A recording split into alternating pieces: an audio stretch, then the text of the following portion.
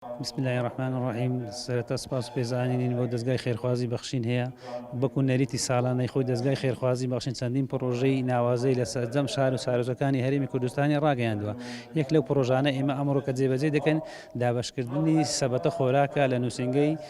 خەلیفان سەد سەبەتە خۆراک بەسەر خەڵکی فەقیر و هەژار و کەم دەرامەت و خاوەن پێداویستی تایبەت دابەشی دەکەین و سوپاسی هەموو ئەو خێرخواز و خواپێداوانە دەکەن کە هەمیشە هاوکاری دەستگای خێرخوازی بەخشین بووینە.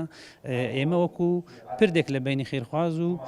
ئەوە تەنها جێبەجێکردنی پرۆژەکانە دەوەکان لەخوای گەورە کە یەکێک بیلۆ مسلمانە خۆشەویست و چاکانەی کە بتوانین ماڵمان هەبیت و بە حەڵال هەبیت و بشبەخشیت، چونکە خوای پەروەردگار فەرمانمان پێ ئەکا وأنفقوا في سبيل الله ولا تلقوا بأيديكم إلى التهلكة وأحسنوا إن الله يحب المحسنين. واتە ببەخشن لە پێناوی خوای پەروەردگاردا. جا ئەم بەخشینی لە پێناوی خوای پەروەردگاردا دوو بەشە، بەشێکیان ئەوەی کاتی جیهاد و جەنگ و شەڕە لەوەی دینی خوای گەورە سەر بکەوی بەرامبەر بە کافر و مشریکەکان، و بەشێکیشی ئەوەی لە هێمناییشدایە ئینسانی مسلمان دەبیا ببەخشی لە پێناوی خوای گەورە.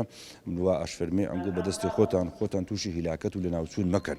و ئەفەرمێ چاکەکار و چاکەکار بن، چاکە بکەن لە پێناوی خوای گەورە، چونکە خوای پەروەردگار ئینسانی چاکەکانی خۆش دەوێت.